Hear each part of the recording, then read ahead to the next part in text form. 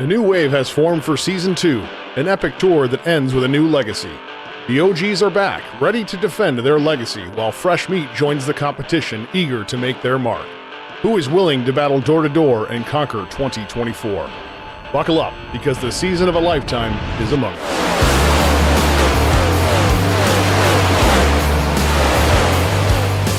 Here we go. Who's going to get the better restart? As we come on lap 100.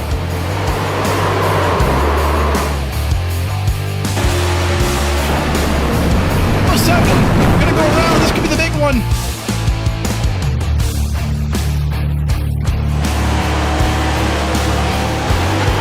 Hey, 4 wide in Texas. Time goes back.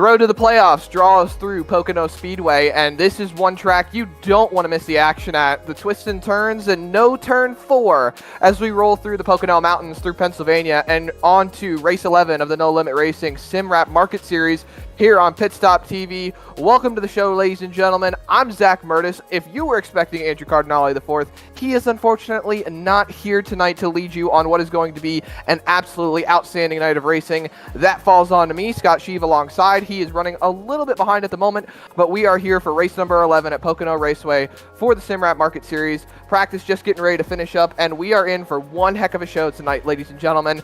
These drivers are all tuned up on their race cars, getting ready to roll out onto the racetrack for qualifying, and Pocono Raceway is not a track you want to mess with. This place is known for absolutely amazing speeds. It's almost comparable to a super speedway, and in fact, it's actually one of my home tracks. I did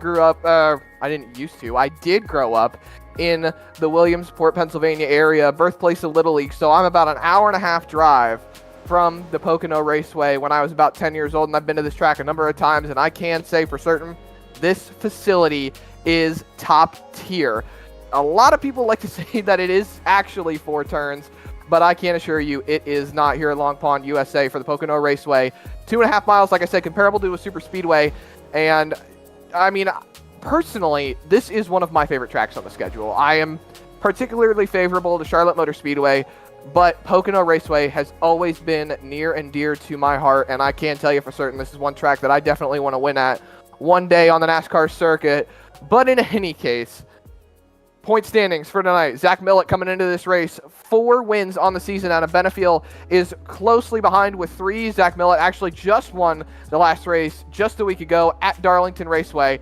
So he is poised and ready to point himself in to the top seed for this playoff run coming up here in just a couple of races. Like I said, out of Benefield, closely right behind. The points difference to the cut line is absolutely insane. Zach Millett 702 points up. Adam Benefield only 315 in points up. And as you roll down the running order, you know, you've got just about a 25-point difference between 12th place. Alfie Sharon Jr. and Andon Mendenhall, they are currently the ones racing on that cut line. Russell Black and Gary Bowman are also 25 points back as Zach Millett goes to the top of the board here in the closing stages of practice.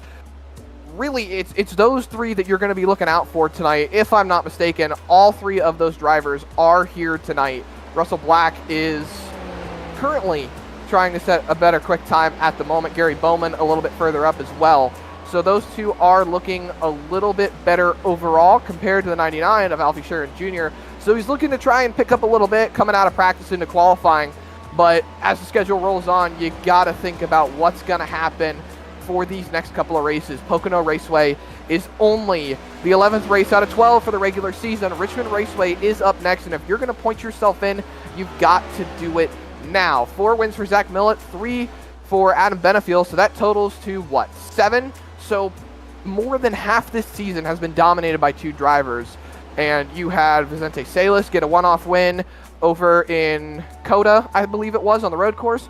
So take 1 out of the equation there, call it 8 for about half this season. Like I said, dominated by just these 2 drivers. So if you're looking for a win, Pocono Raceway is probably one of the best tracks to do it at.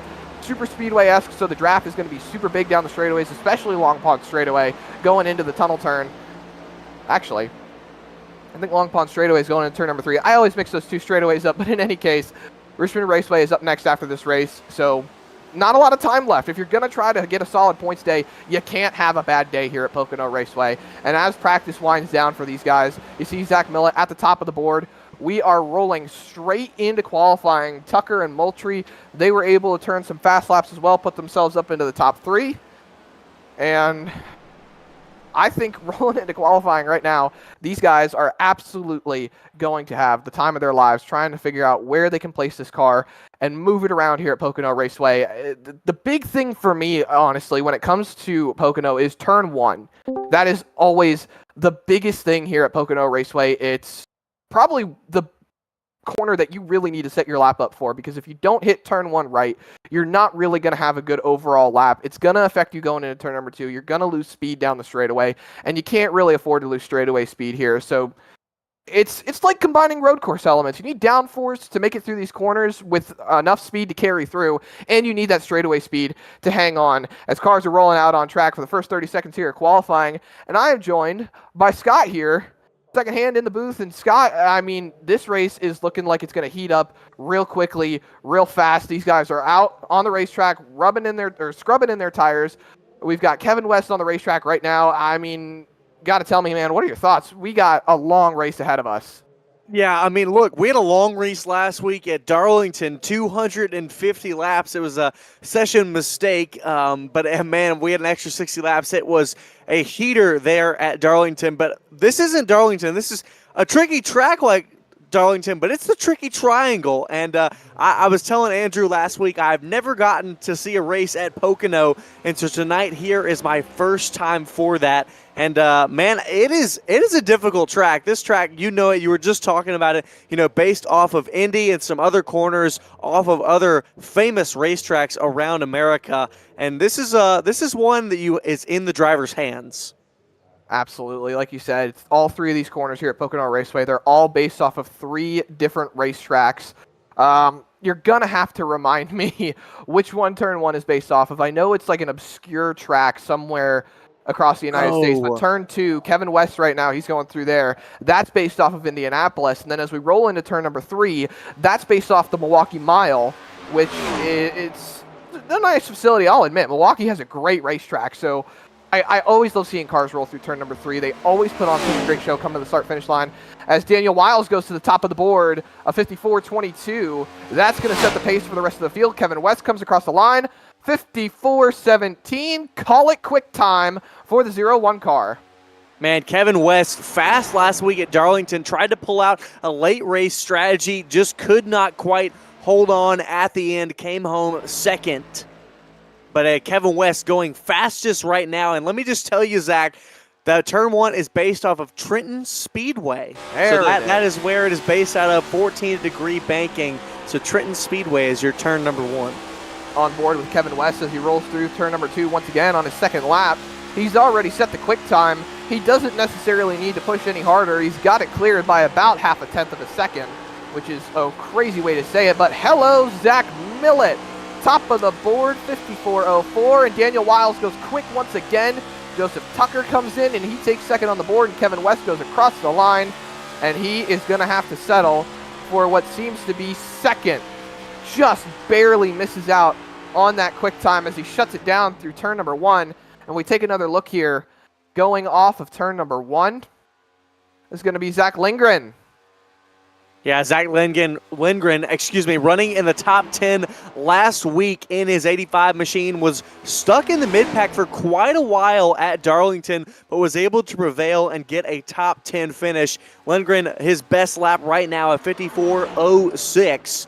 We're going to see how he's going to play out. He's currently 5th on the charts, going for his second time as Daniel Cardenas and Daniel Wiles top the charts. Zach Millett back with another lap. So Daniel Wiles in the 88 on the top. Meanwhile, Lindgren comes up, goes a little bit faster. Now he's second. So Wiles up top the charts. Zach Millett down to 3rd. Zach Lindgren up to 2nd.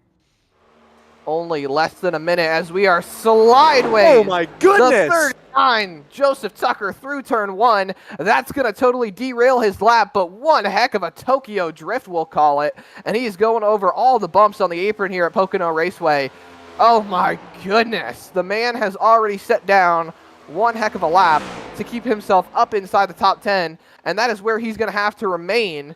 More than likely. I would not expect him to go any faster. It looks like he's just going to send it through turn number 3. Look at him slideways through turn number 3. Oh my goodness. Well, he knows he doesn't have enough time to get back and make another lap, so that will be it for Joseph Tucker, 8th on the charts as we stand. Zach Millett coming through turn number 1.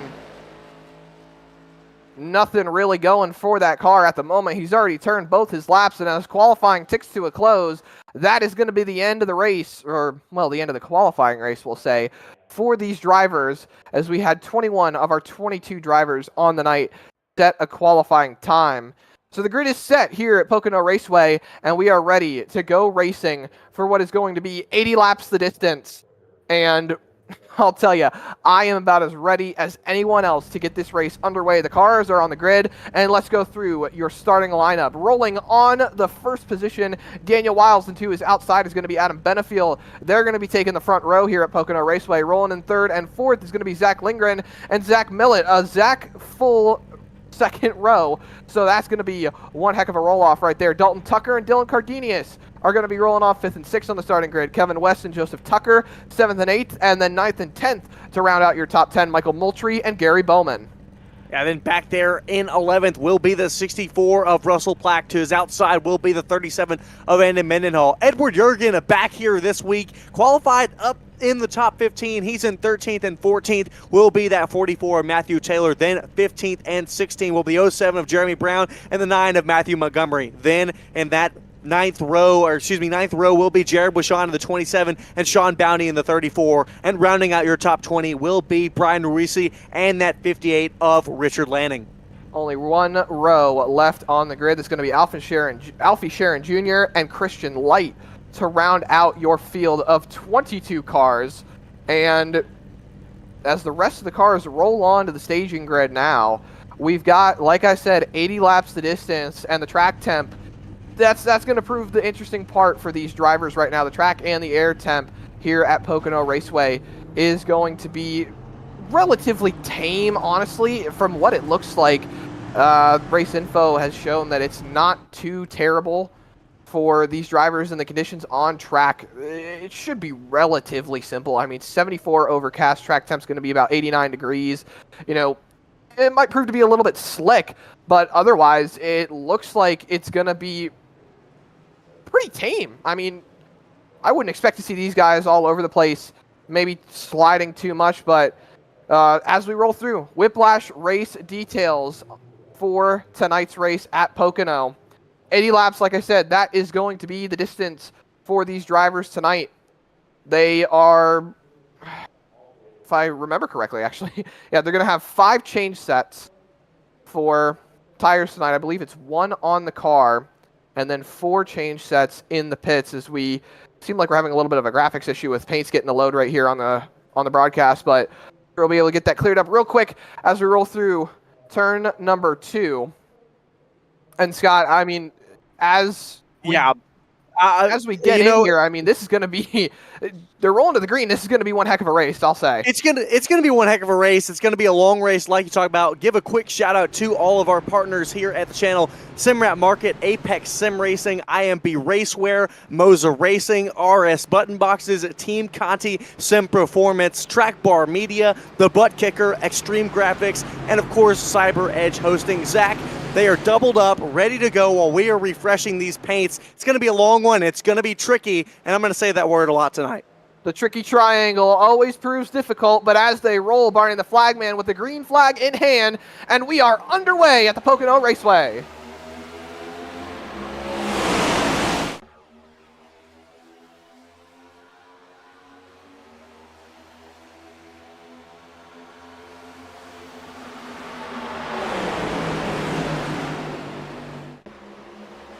Solid momentum into turn number 1 as the field spreads out ever so slightly. Down the straightaway they go off of turn number 1. Drivers trying to get single file, not lose too much ground. Like I said, the draft is going to be ever so important. There you see Zach Lindgren fall in line. A little bit of contact, not too much, but they roll through turn number 2. And now we've got to fight for the race lead off of turn number 2. Down to the inside they go. Adam Benefiel down to the inside, fast driver as we know. Benefiel got 3 wins on the season, but now to the inside of Wiles. Not going to be clear here out of 4. Yes, he will, just barely. New leader, 83, Adam Benefiel. Lap 1 completed here at the Pocono Raceway, and Adam Benefiel went from what appeared to be a lower down starting spot than what he might be used to the race lead, as Zach Lindgren now takes a look to the inside, and it looks like that 88 of Wiles is going backwards. He started up at front, and now he's down to 4th as they're double wide behind for the 5th spot. A couple of cars out of line back there, but we stay green here on lap number 2. Benefiel leads, Millett 2nd, Lindgren 3rd, Wiles and Tucker your top 5. And I believe Benefiel is trying to get an early lead, thinking he can tie up that race win total between himself and Zach Millett as they get closer to the playoffs.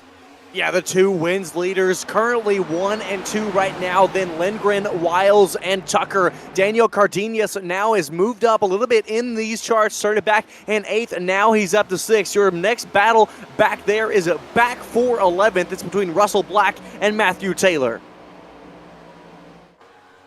Zach Millett goes quickest, sitting in the draft behind Adam Benefiel. Rolling through turn number 1, a couple of side-by-side battles. That 44W Chevrolet on the outside, trying to hang tough. Looks like the single file line is going to prove the best for Taylor as he's able to clear.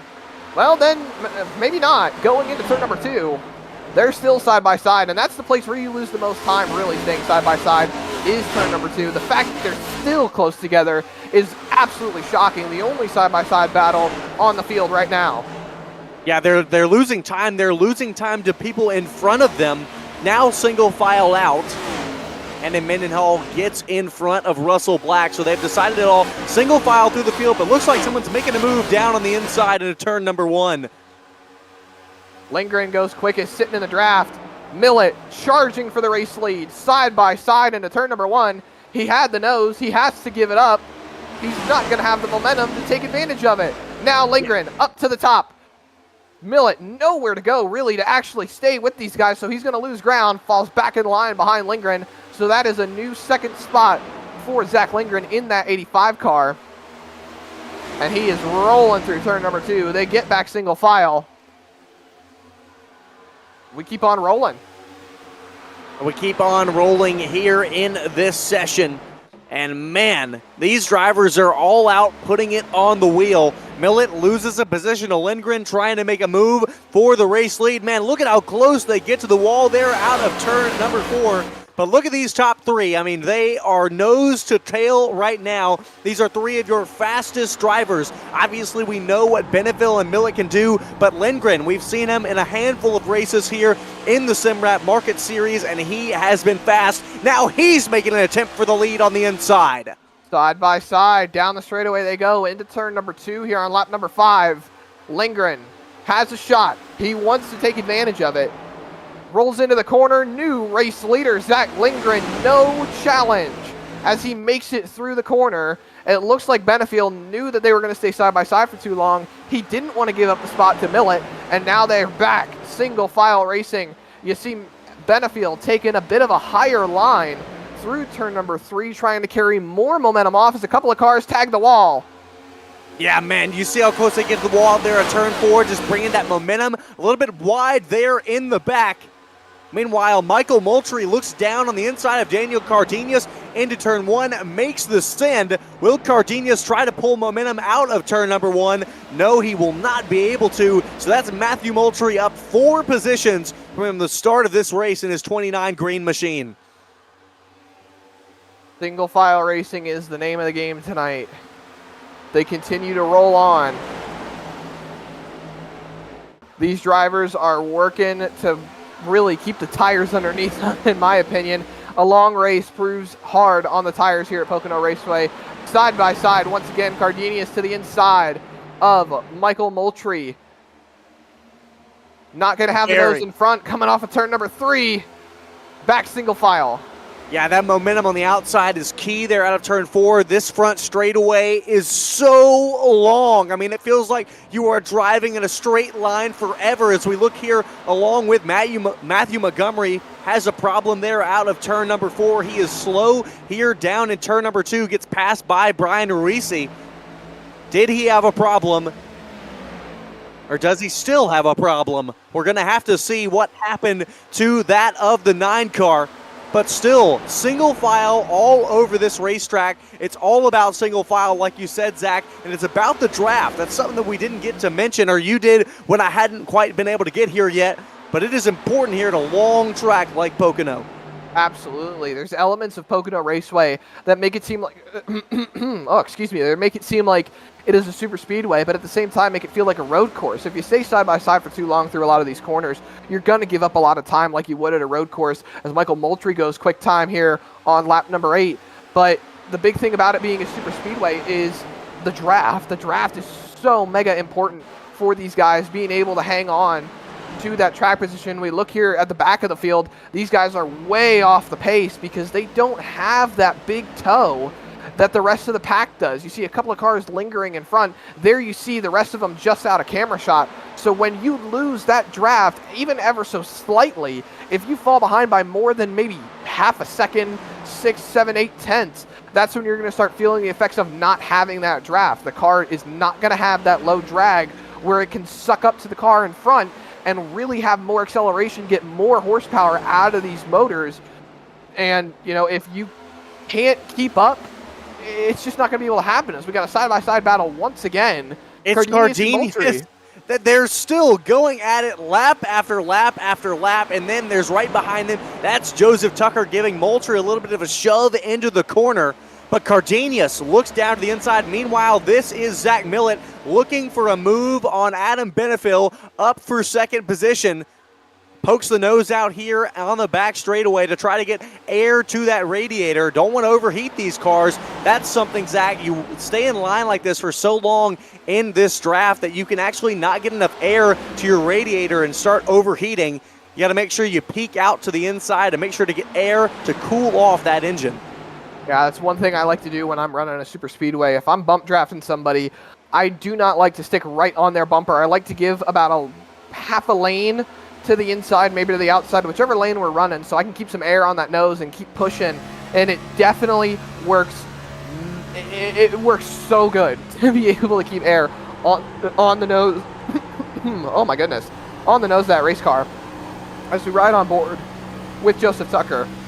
Yeah, Tucker, I mean, look, he's right here behind Moultrie. He's still behind Moultrie, and it looks like a lot of these drivers right now are content to ride, content to stay in line. We've got a long race. We're only 10 laps through of 80. These tires, a track like this can chew your tires with so much speed in these three corners. So a lot of these drivers content to stay in line for a while, especially these guys up near the front. Dalton Tucker a little bit slow here in front of Moultrie, but this top six is all packed right together, all within 0.2 of a second of each other. The close racing continues here at the Pocono Raceway, which is really not something I figured seeing myself saying lately when it comes to Pocono. A lot of people lately just don't really consider Pocono to be the type of track that you would have close side-by-side racing at. As we got to move down low, Joseph Tucker to the inside, pokes back in line. He thought better of it there for a second. Didn't really want to. He did not want to risk it. It's so difficult to get a run. No, it's hard to risk. You really want to make sure that you have that run because it's so hard to get that run, because if you make a fall, earlier we saw it with Zach Millett, he went for the lead, fell back behind Lindgren, lost 2 spots because of it. You have to be sure that you have the momentum to go ahead and go out there and make these passes. That's why a lot of these drivers are staying where they are, because they know these runs are only going to come at certain times. They take laps and laps and laps to build, and if you mess up on that calculation, you make that miscalculation, you might lose a spot or two, and you might have to re-grid, re-go up, try to take it, and it takes so many laps to set up these passes. Adam Benefiel still trying to hang tough. He's going down low. He's making a move on Lindgren, going into turn number 2. The fight for the lead heats up once again. Benefiel to the inside. He's clear of Zach Lindgren, and they're fighting for second place now. Yeah, that's that run we talked about. Millett now knew that Lindgren was compromised there on the outside, just didn't quite have it. Millett goes down to the bottom, shoots it into turn number 3. And he'll have it here off of 2. Lindgren will have a run, but not enough to make a move. He'll have to stay in line. You see right there, Michael Moultrie peeking the nose out now. Down to the bottom, that's Dalton Tucker, the Tuckers. And he's down to the bottom trying to make a move. So Lindgren falling fast here on the outside. Yeah, it looks like it's been the name of the game this entire race so far. Lead for a little bit and then start falling back. Wiles has actually recovered up to the 7th spot. So he's not too far behind. There you see all the cars coming into camera shot. You've got about 2, maybe 3 separation packs between these drivers at the moment. You got this front pack and then a few stragglers right behind, and then the rest of them falling into play as the race rolls on. Benefiel trying to stretch that lead out in front of Zach Millett. Here's a move to the inside. Michael Moultrie on Zach Lindgren. He wasn't fully there. He's still a whole car length back. He just took a look, kind of making Lindgren think that he's there and that, you know, he doesn't want to sit around for too long, but the separation definitely creating dividends as Wiles is now making a move on Tucker. Yeah, Wiles back from, he started on the pole, fell back to 7th, now looking to make a move on the inside of Dalton Tucker. Side by side here into turn number 1. Tucker going to try to carry the momentum out of turn number 1. Pinches down on Daniel Wiles, and he makes it stick on the outside.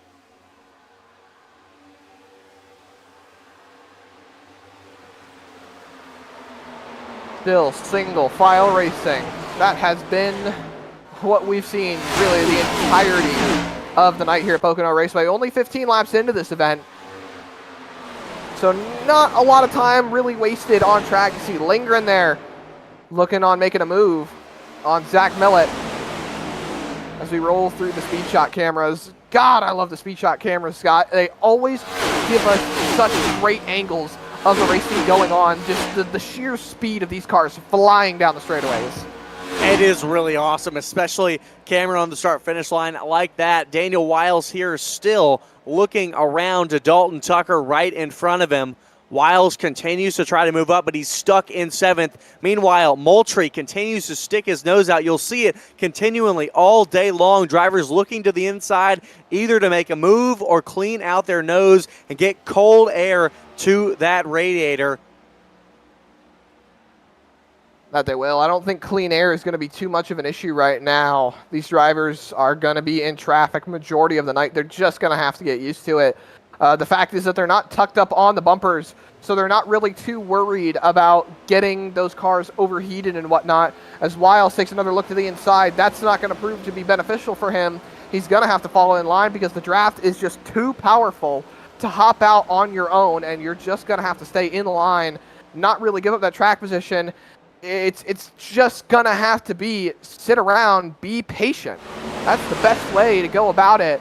And, you know, as this race rolls on, the thing that just hit me, Scott, is that these drivers are going to be coming up on pit stops here relatively soon. About 6 to 8 laps we've got on this fuel run here. They don't have too much longer out there on those tires, as we are actually starting to come up on some lap traffic here. Well, that's Matthew Montgomery. We saw him earlier having a problem. He made an early pit stop 1 lap ago, so he just came into the pit lane. 48 seconds off of the lead. Normal time in the box, 41 seconds in the lane, 14.8 in the box. And so Matthew Montgomery came down the pit lane for a problem. Might be trying to get off pit cycle, try something different since he had a problem and was at the back. Meanwhile, Tucker and Wiles continue to battle it out here for this 6th position. Now Wiles to the outside, Tucker to the inside. Wiles is going to have it here with that momentum on the outside. Down low is West, trying to make a move, going into turn number 2. They're going to get side by side. The aero wash might be a problem on that inside line. It's not going to prove beneficial to get him up front. 37 back there, Mendenhall tags the wall. But the fight still side by side for that 7th spot. Pushing up the racetrack just a little bit is West. He's going to get sideways. Now they're going to pull up. Cardinius going to be to the inside. Yeah, West drives it in deep into turn number 3. Had a bad exit. Now Cardinius to the inside. Not going to have enough momentum here in turn 1. Pulls back in line. These top 9 are in your first pack here. Then back to Matthew Taylor. It's 1.7 seconds. So these front 9 cars are your first pack. Then it's another pack of 5.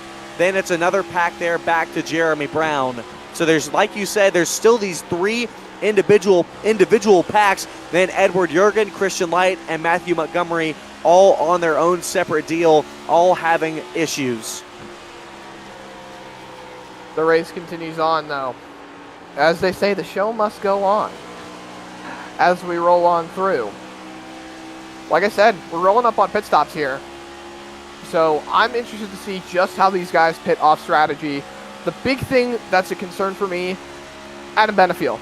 He's leading this race right now, and he's really just punching the hole in the air for a lot of these drivers. We're on board still with West, so he's going to be able to showcase how he's running in the pack right now. He's got someone behind him. He's got a car in front of him. He's pulling off the draft, and he's able to save fuel. Benefield, though, he's punching the hole in the air for these guys.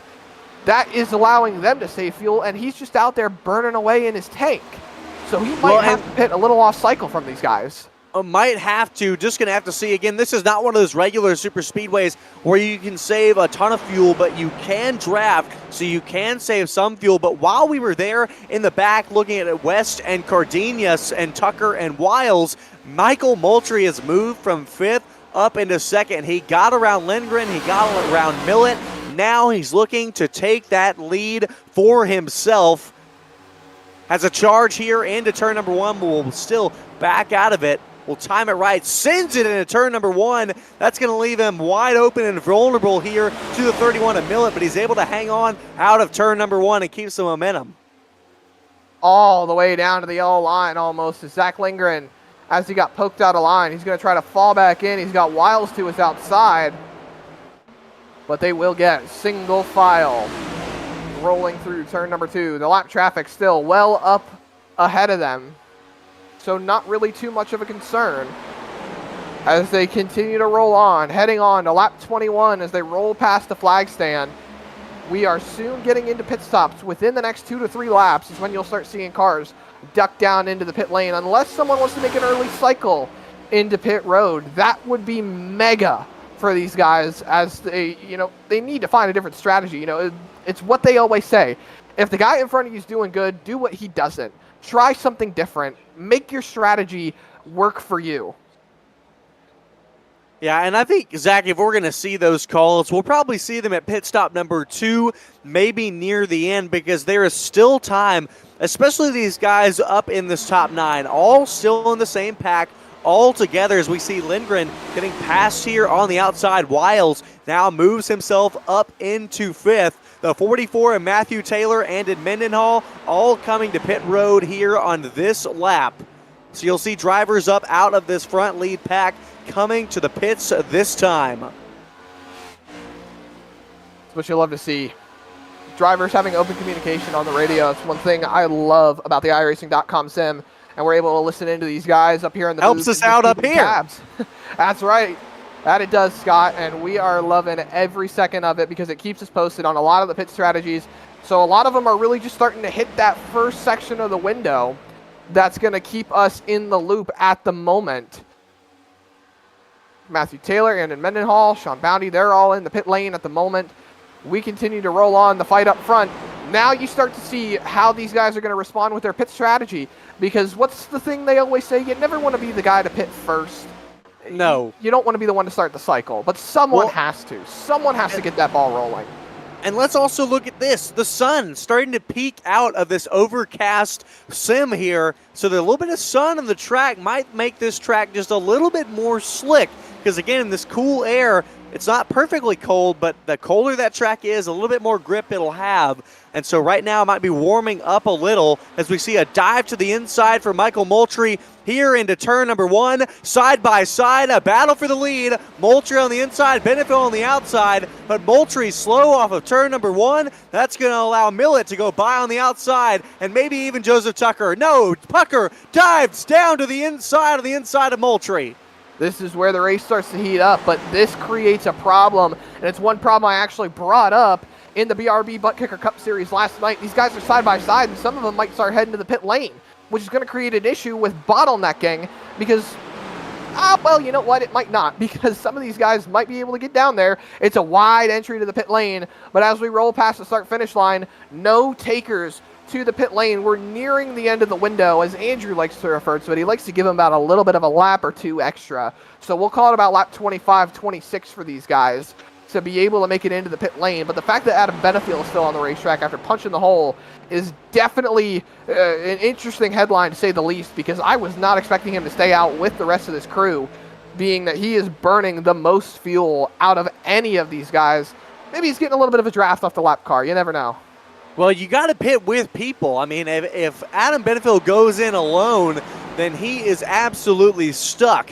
he will lose a ton of time. Now Adam Benefiel over the radio, coming to the pits this time, same as Moultrie. I imagine most of this front pack will come to the pits here. We'll have to see who all comes, but Benefiel and Millett, your 2 leaders up front, coming in this time. Millett stays out. Millett fakes it out. Benefiel is going to be alone. Exactly what I just said he didn't want to be. That is going to be crucial for the race of the rest of these drivers, but detrimental to that 83 car. Oh my goodness. That's huge. He's going to go backwards. Oh my gosh. Okay, you heard it as well. Did Millett say he was coming? I think so. I thought he did. Millett just called out over the radio this time by. He came over the radio last time, and I was sure that he was coming with them. The downsides of open radio for these drivers. I was going to say, fake him out. Lane behind. That would be the 96 right there of Christian Light. Christian Light been in the pit lane once already. Now he's in the pit lane for this first time. All of your leaders, Zach Millett, Joseph Tucker, and others, Michael Moultrie, Daniel Wiles, all here into the pit lane. You've got to be perfect. Don't speed, and you can't miss the box. Joseph Tucker actually stays out with Cardenius on the racetrack right now, so they're looking to extend that run as we got a couple of cars coming out into the fast lane, making it a little bit confusing for some of these drivers, but we continue to roll on. And I think it's worth noting the 07 of Jeremy Brown, the 11th place car on the grid right now. He's up into the 10th spot. He has received a black flag, more than likely a speeding penalty. Checking on that as we roll, but he is going to have to take it to the pit lane once again to serve that penalty. That's going to be detrimental to his race. There's the fight for the lead right now. That won't be the lead when they cycle through, but it looks like Cardenius is going to take over the race lead. He'll lead a lap when they come into the pit lane, but there they go, diving into the pit lane. Well, maybe not, because they're side by side going in. Man, Tucker was absolutely trying to get every ounce of speed he could right there. Couldn't quite make the pass on the entry, but man, he really tried to. As we'll see, all of your front pack runners have left pit road now into turn number 2. We'll see how they all cycle out. Right now, it is Millett up front. Benefiel is in 3rd right now of your front runners. Again, they still have to cycle out Cardenius and Tucker. And we'll see where they file into this field. Edward Jurgen coming into the pit lane. There you see Cardenius and Tucker rolling out of the pit lane, a couple of lap cars with them. And I do want to point out, like you said, Benefiel cycles on through. He actually cycles to 2nd. Look at the time that he lost to Zach Millett pitting by himself. Almost a full second for that 31 car out in front. But the gap seems to be closing down to 0.6 of a second as the field spreads. We've had a long green flag run here, so the fact that we were able to see green flag pit stops is amazing, really, because that's going to set up the rest of this race moving forward unless we were to get a poorly timed yellow. I'm going to knock on wood for that one, Scott, but I would not want to see a yellow flag come out right now.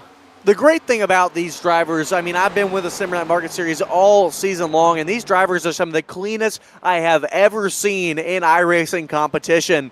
And, I mean, we went to Daytona, the first race of the season. We did not have a single caution at Daytona until 5 to go. Not one. Ooh. That is pretty impressive, I'll say. You don't even see that in the NASCAR Coca-Cola Series. So credit where credit's due to these guys for an absolutely job well done. We look at the positions gained on the ticker, by the way, Scott. Zach Millett's up 3 spots. Adam Benefiel is sitting about where he qualified at the moment. So these guys are really kind of level on their pace tonight. And I know that Benefiel has probably got that tick in the back of his mind saying, geez, is this guy out in front again?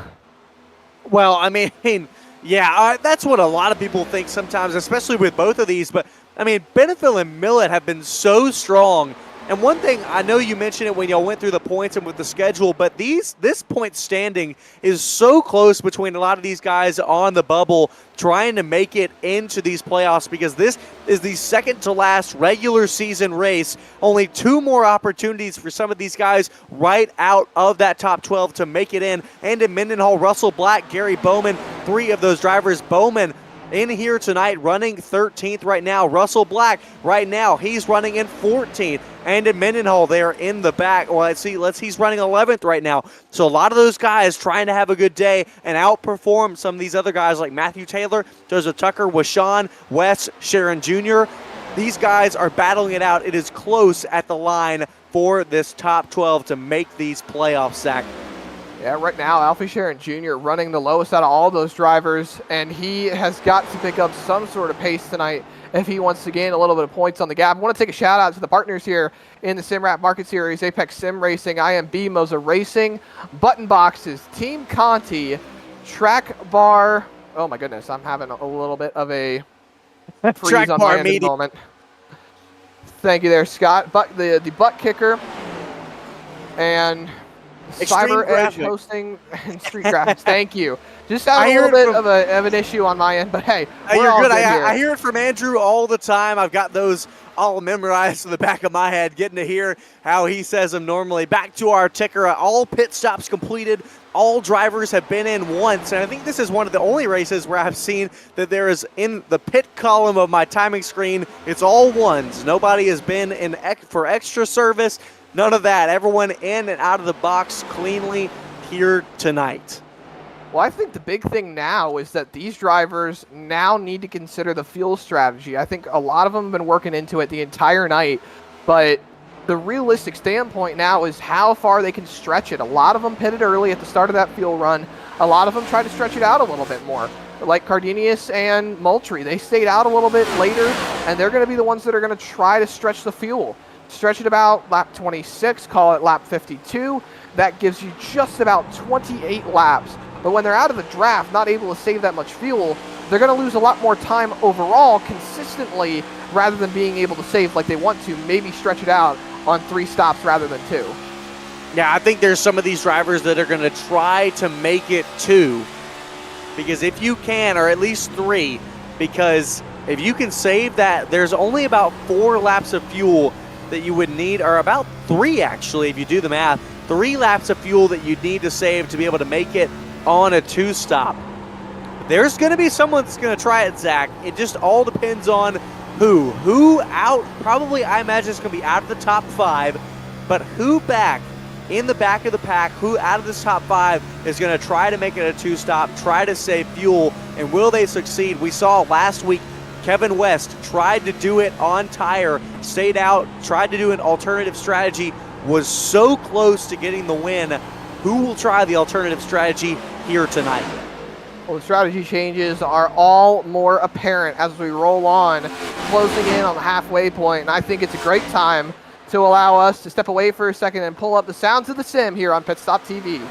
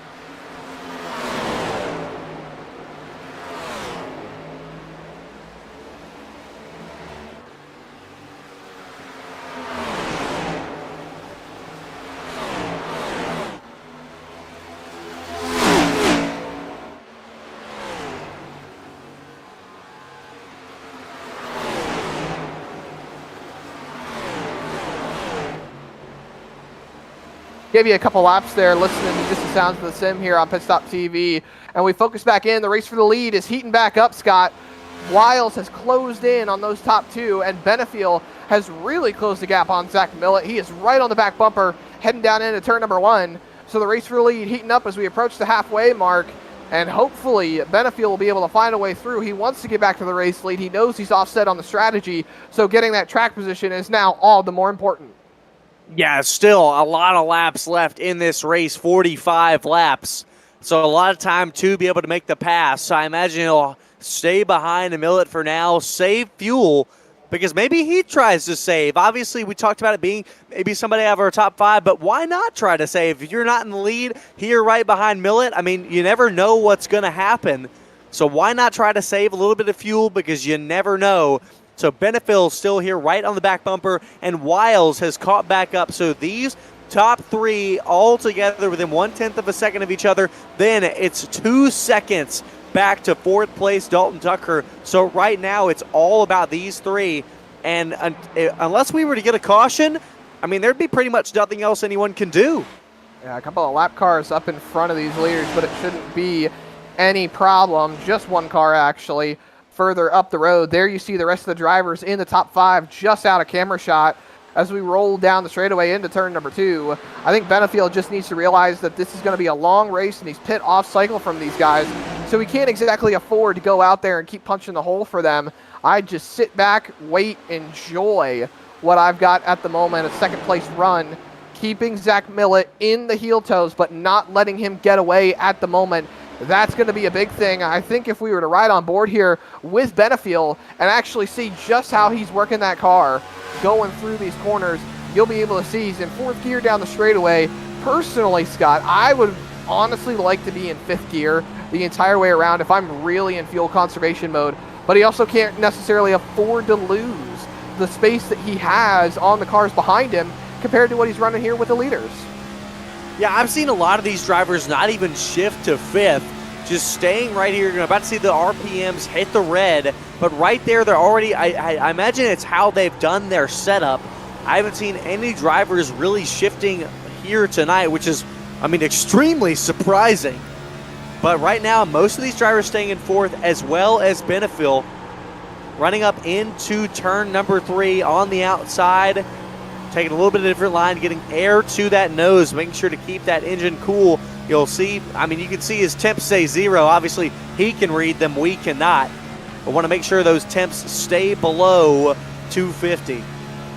Yeah, that is one thing that is not exactly given to us. It's more of a privacy thing for these drivers. They don't want to be giving away their secrets and what's going on their dash. Heck, you've seen it on, say, NBC Sports, CW, Fox Sports. They show the onboard for these drivers, and they'll keep that all blurred out as per just, you know, keeping what these drivers have as private information when it comes to their setups and just keeping everything under wraps. But hey, we still continue to roll on board still with Benefiel as he continues to try and work in Zach Millett. And this is one thing that I have noticed from Benefiel. We've been pointing it out the entirety of the show. He is just taking that higher line through turn number 3. He's getting a better run down the straightaway, but he's not exactly going anywhere. It's the patiency factor that he's really giving into as they work around the lap car, staying up against the wall. Yeah, that's Edward Jurgen. Goes a lap down here. Man, Edward Jurgen has had a tough season. I mean, it has been a struggle for him, and a lot of it not of his own doing. A track like this, extremely tricky to be able to stay in the pack and stay on that lead lap. So another hard race for Edward Jurgen, trying to look to get a good finish here tonight. He's up in the top 20 even after going a lap down. He'll try to work his way up to the top 15, but he'll probably need a caution to be able to work forward. You better knock on wood for that one, Scott. Please, sir. Hey. We have been green and clean and green really this whole entire time. As I'm hearing a couple of cars coming over the radio saying that they're going to be pitting this time by. I think it was Montgomery in the 9 car pulling down into the pit lane. Yeah, he's off cycle. Halfway this time. 39 completed. Lap 40 underway. We'll be halfway this time by. We've just been cruising, really, Scott. I mean, it has been a a relatively tame race for these guys. I know a lot of drivers are thinking about getting together, trying to catch that front three. Wiles falling back a little bit further as the top two break away. We look down now. Kevin West, Zach Lindgren, Tucker. Yeah, almost 3 seconds back is this second pack, a little pack of three. Kevin West, Lindgren, and Dalton Tucker. Then it's Michael Moultrie, Dylan Cardenas. Then Joseph Tucker and Sean Boundy are all out on their lonesome. Well, Tucker is, and then Boundy, Taylor, Mendenhall, big pack back there. So a lot of different little packs all over this racetrack. And I've never seen racing like this. I mean, I've seen draft racing where everyone is together, but this almost reminds me of Michigan or what is it? Not Chicagoland. What am I thinking of? Oh, it's like a 2-mile track. Auto Club? I think is it Michigan? Might be Michigan.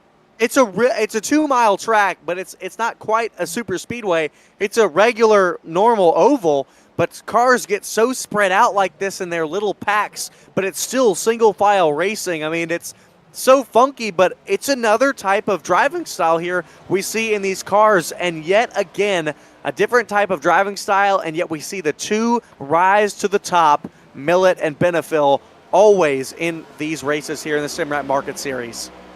Well, as we come past cross flags, we just took halfway a couple laps to go, and I do want to kind of break the fourth wall a little bit here.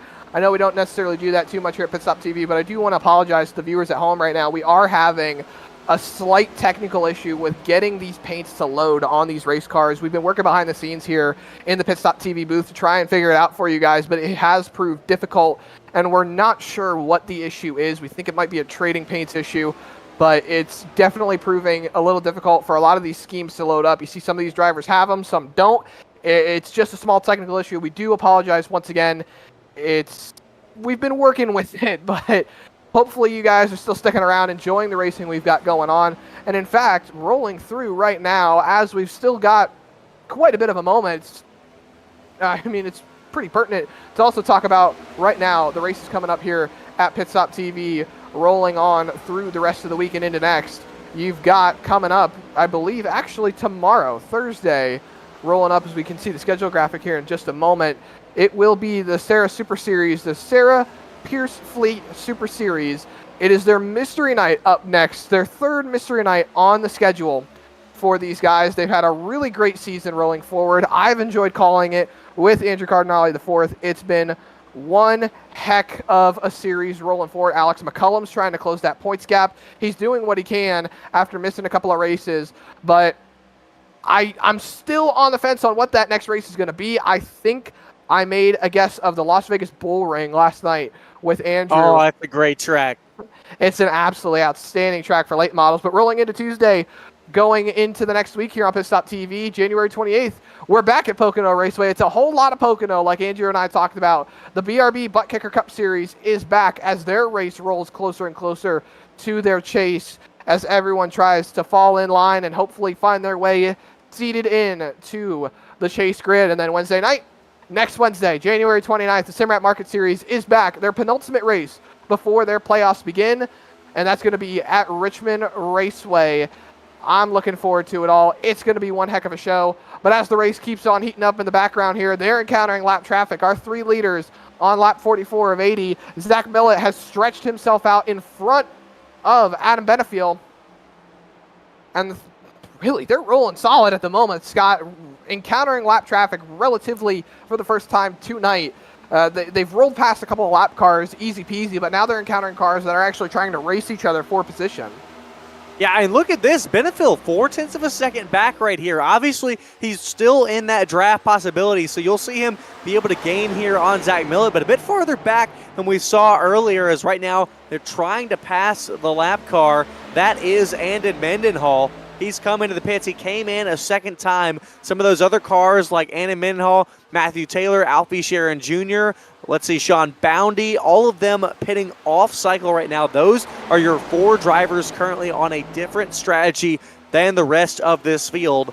We'll have to see how it plays out for them right now, but right now, Mendenhall trying to stay on this lead lap. He'll continue to stay out in front of Millett. Try to stay out there up front if we have a caution or to the end of this race. Yeah, only a few drivers have really made 2 stops on the night. I know Russell Black just took his car into the pit lane.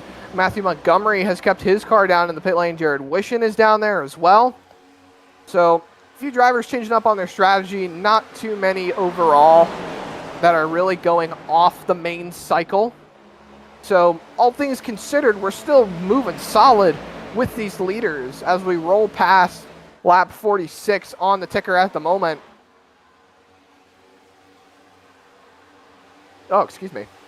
Having a little hiccup right there. I do want to give a small shout out. I will say it is my mother's birthday today. I do want to say a very happy birthday to my mom, Therese. She is an amazing person. I'm glad to be able to celebrate her birthday with her today. She is watching the broadcast right now, and hopefully she's having a good time. Hopefully she's enjoying the race and seeing her son call this race for the first time as a lead commentator. And I enjoy calling races here with Andrew as Willis makes a dive down onto the pit lane. Locks it up a little bit. Might be a speeding penalty there. We'll have to wait and see. No black flags on entry. Daniel Wiles, big jump down to the pit lane right there. Nothing over the radio for Wiles in his 88 machine. So pitting a little bit off cycle here. Now that's okay. I thought it would be worse there earlier when we saw it out of Benefiel, but Benefiel cycled out fine, obviously. Oh, and long through the box. He's going to have to back up. That's going to have a lot of time. He's going to lose a lot of time on track. That is going to be detrimental to his race at the moment. Zooming back in, Zach Millett. Down to the inside of lap car Mendenhall.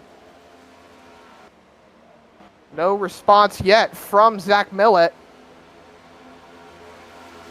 Still stay on the racetrack. I don't think Benefiel wants to give up too much time here.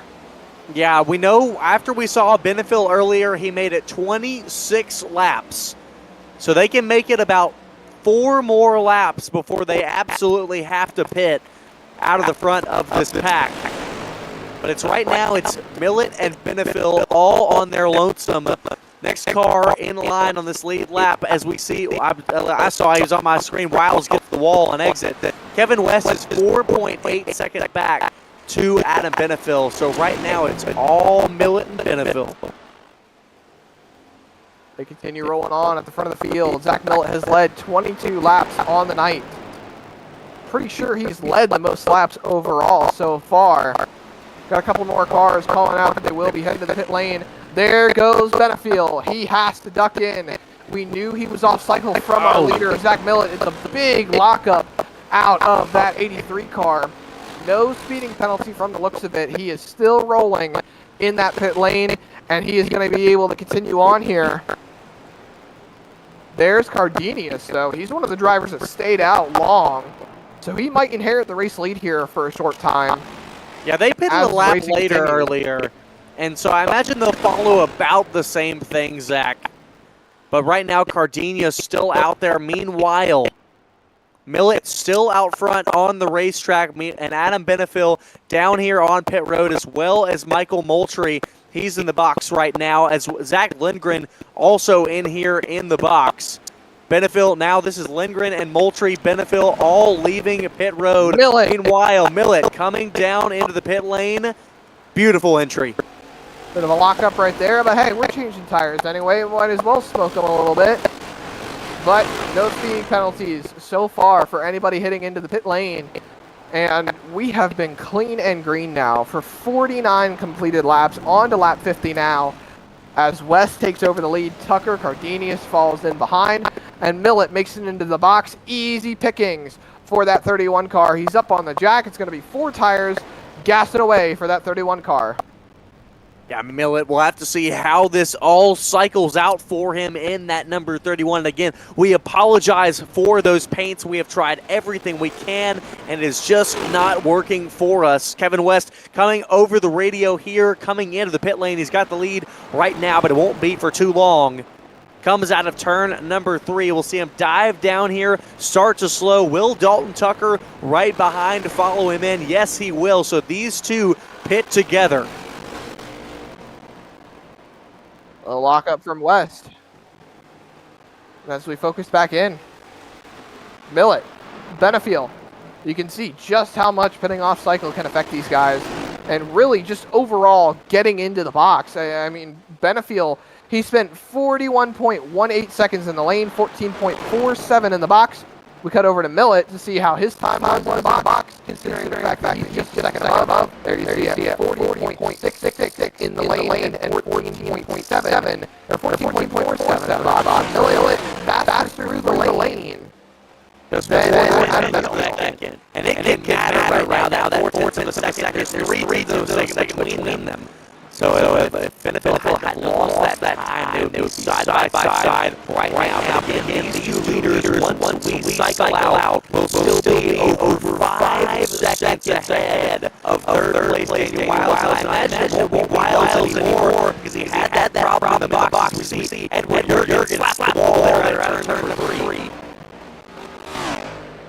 One driver we haven't really focused on much tonight. Edward Jurgen, 92. He's sitting in one lap down at the moment. He's third car, one lap down. So not eligible with the free pass. Should we get a caution here?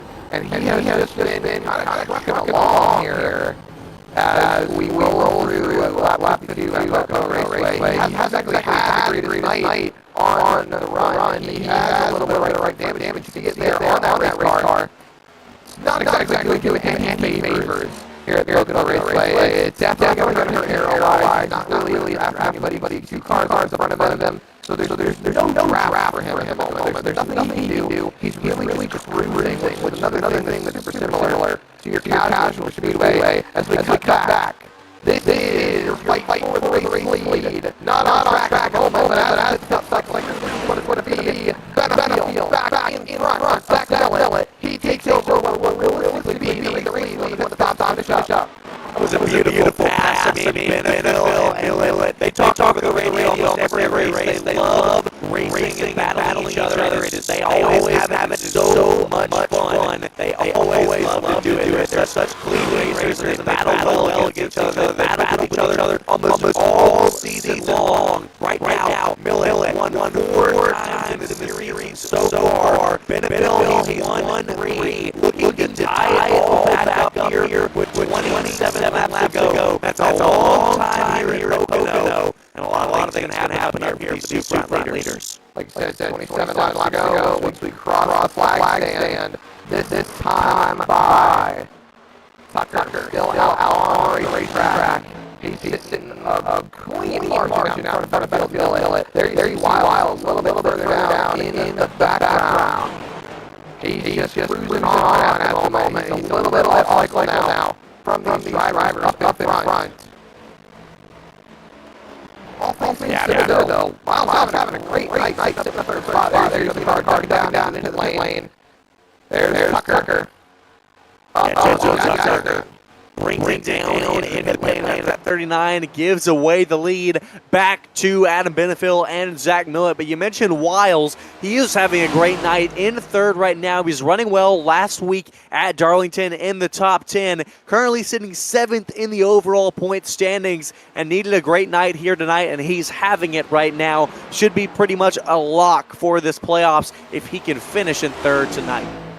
Yeah, like we keep mentioning, it is only one more race until the playoffs roll in. We take a look at the points, and you know there's so much up on the table right now for those guys.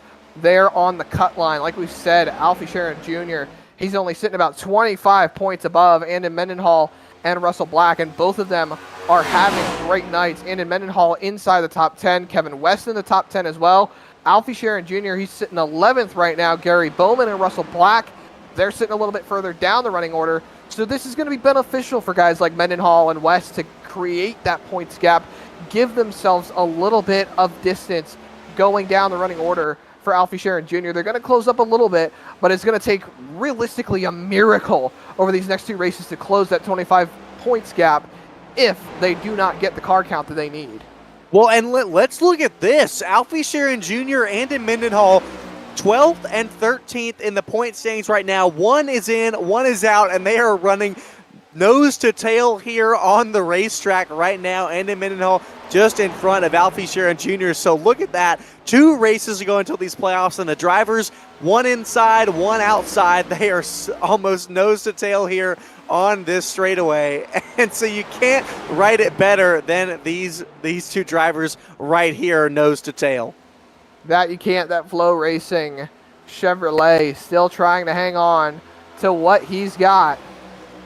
Excuse me, Flow Sports.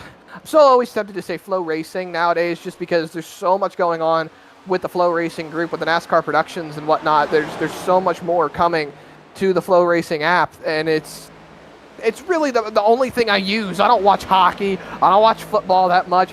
I watch race cars, man. We love race cars. That's why we're here. That's why we're all just having fun with the SimRap Market Series. And, I mean, if you don't love race cars, then don't get Flow Sports. I love using Flow Racing and just everything it's got going on. Yeah, Flow Racing is, I mean, they're great. I love them. I love Flow Sports. I love everything that they can offer. There's so much at Flow Sports based out of Austin, Texas, but I love the racing aspect absolutely the most as a diehard race fan. And so Benefield still up front right now, but Millet still continues to hound his back bumper. I mean, they are just glued to each other right now. We want to talk about being glued to each other. The race for the lead is under a tenth of a second. Millet on that back bumper. You see him run a bit of a higher line on exit there. Almost taps the wall, but he keeps it rolling solid for that 31 car. He is just trying to stay in the heel toes of that 83 of Adam Benefield. This is where we start to come into the frame, though, Scott, because now we need to consider what these drivers have going on with their fuel strategy. Do we see these drivers staying out long, being able to roll this 2-stop, or is it going to be a 3-stop? I think with the laps that they all pitted on, I really do think it's going to have to be 3 stops for these guys. It's going to be a splash and dash. Yeah, it is. It's going to have to be 3. I mean, there is no way that really anyone can feasibly stretch this. Yeah, I really don't think so. Dalton Tucker just came into the pit lane just on this past lap, and so he will be able to make it to the end. But I think all these other drivers, he's in for 3 stops, but every other driver will have to make that 3rd stop. Absolutely. The fuel strategy is the name of the game now at Pocono Raceway. First it was single file racing and stay in the draft. Now it's all about fuel saving because these guys are all spread out. We take you a run through the field. You got Benefield and Millet obviously still up at the front. They're fighting to keep hanging on to that race lead. Further down the running order, we've got Willis in that 88, still sitting in the 3rd spot. Zach Lindgren, he's a little bit further down, crossing the start-finish line now in the 4th spot. Michael Moultrie's close behind him, trying to catch up, see what he can do here. Kevin West and Daniel Cardenas, they are still, Dylan Cardenas rolling through the front straightaway now. All these guys are still kind of, it's flowing really smooth as we roll through the field. Mendenhall and Alfie Sharon Jr. in that 8th and 9th spot, and then Taylor in that 44, that W44 as I like to call it. He's rolling in the 10th spot still. And then looking through the rest of the field here, I mean, Wishing, he's still trying to get a good run tonight. There's so many guys sitting outside. Bounty, Bowman, Tucker, Black, the other Tucker, Joseph and Dalton, they're sitting outside the top 10, rolling on down to about the 16th. Brian Ruisi, he's sitting in the 17th spot. And then all the cars a lap down right now, you've got Christian Light, Jeremy Brown, Edward Jurgen, Richard Lanning, and then Matthew Montgomery, who is actually 21 laps down. It looks like he's been out of this race for a little bit of a short time now. We might have missed it a little bit further on in the running order, but the action's been at the front of the field for these guys. Yeah, I mean, it really has. It's always been Benefield and Millet. I mean, it's always been these two guys. But look along here with Lindgren and Moultrie currently running in that 4th and 5th position. Like you mentioned, Daniel Wiles out on his lonesome in between these two packs of the leaders and 4th and 5th. But Lindgren having another great night. Saw him last week, had a little bit of a struggle at Darlington, was able to make his way up into the top 10. Was battling all night long with those cars in the mid-pack. But having a great run here tonight. And in Mendenhall, coming over the radio, he is coming into the pit lane. Again, he is one of those drivers that was off strategies. You see there in the back.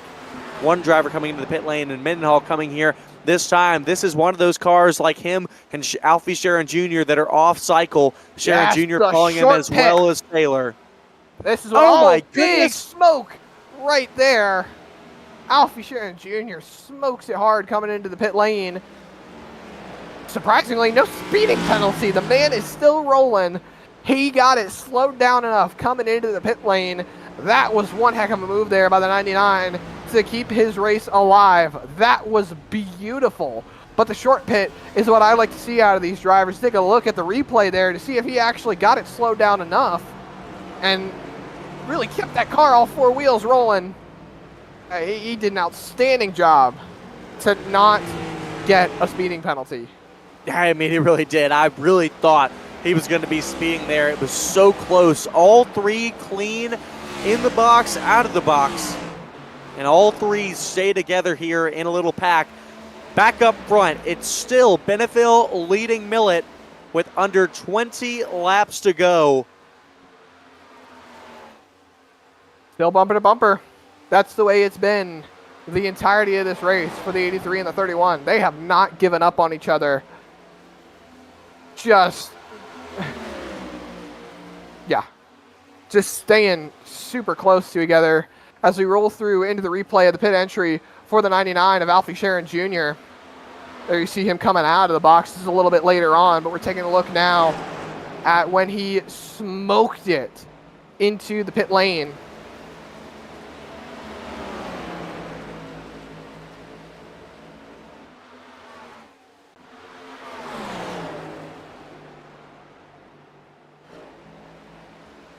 Replay will continue to work at that at this moment to see how Alfie Sharon Jr. almost came speeding into the box, but somehow managed to keep it all together. You can see him there in the back as we look along with the leaders. And again, we've said it a lot tonight, but it has been the tale of those two. Looking at Sharon Jr. right now, again, made it cleanly out of the box. Taylor smacks the wall. Big impacts for those guys right there. Bounty and Taylor. Hard hits to the outside wall. They keep on rolling. We stay green. No caution on the speedway. We have had absolutely no caution tonight. I'm going to keep knocking on wood because I'm not going to risk it. These guys have really just been putting on one heck of a show, keeping it green the entire time. And Alfie Sharon Jr. still just hanging on. I mean, these guys are all sitting laps down at the moment because of the short pit. It ended up putting them laps down. Lingering the last car on the lead lap at the moment. So there you look at Mendenhall in the 37 for the Flow Sports Chevrolet. He is the first car 1 lap down. So if the caution came out right now in this cycle, he would be the one that would get the free pass. He'd get himself back on the lead lap, and he would be able to keep contending with these guys up at the front. Now, I would assume that guys like Alfie Sharon Jr., Taylor, and, oh my goodness, flipping me right now. Really the rest of the drivers that are sitting laps down at the moment, I would expect for them to come into the pit lane. Or no. I'm getting a little tongue-tied here. I expect them to stay out and take that wave around so they can stay on the lead lap, but it would put them at a deficit. But hey, you got to do what you can to stay in the race as we got a couple of moves going here into turn 1. Yeah, none of those guys that just pitted want to see the caution. They can make it all the way to the end. It will actually benefit them because when everyone else that has not pitted yet, all of those drivers within the top 10, they will advance within their positions. So they would love this race to go green all the way to the end. Meanwhile, these drivers going to have to pit here in the next 10 laps. So with just before 5 to go, we will see most of these lead lap drivers coming into the pit lane because, again, there is no way any of these guys can make it all the way. I don't know if you want to call it domination or not because we're in the middle of a green flag cycle, and we're going to be in this green flag cycle for a lot longer than we have for the other ones, considering the different strategies the drivers are taking right now. But the thing that I want to focus on right now is that third place car, Michael Moultrie. He is sitting quite a ways back from the leader. There you see him in that 29 Ford Mustang. He's rolling into turn number 1. He's a little bit all by himself, but when I say all by himself, he's 8.6 seconds, 8.3 actually, back from the race leader. And then he's a further 12 to 13 seconds in front of the next car behind him. That's Kevin West in the 4th spot. The separation really apparent here at Pocono Raceway. These guys get spread out really easily at this track. Cardenius is within about a Benefil second coming of to the Kevin pit West. lane. Oh boy. Didn't come over the radio, smokes it into the pit lane. Looks all good, but man, nothing over the radio. Benefil comes in earlier than we expected. No black flag. He's solid. Will Millett follow him in this next lap, or will he run it out a bit longer?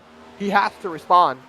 There's no way that he can stay out there all by himself when you've got the car that you are directly competing with on fresh tires. We cut back to our race leader of Zach Millett, staying out on the racetrack, running it a bit long, but it's been the name of the game, really, as these drivers have gone on. Millett has always run long compared to Benefiel, so maybe he stays out for a little bit longer. You see him take a wide entry into turn number 3. I think we're going to see this 31 Ford Mustang come to the pit lane. Nope. He stays out. Millett stays out here, crossing into lap number 68. And does not respond. So Benefiel on the back straightaway. Still not close enough to any of these drivers around to be able to make a draft. So Millett can really stay out as long as he wants, because Benefiel, he's not making time out on his lonesome because there's no one he can draft with either. So both out of the draft. That's the thing, Scott. We cut back to Adam Benefiel. He's got a car a little bit further up the road on him that he's able to draft with right now. He is clicking off laps. See, there you see it. One car up the road that's on older tires than him. That's given him a little bit of a reprieve down the straightaway. He's got a little bit of dirty air, but hey, he's got one car up in front of him, giving him a little bit of a draft, giving him a little bit of a reprieve that could help him gain a little bit of speed.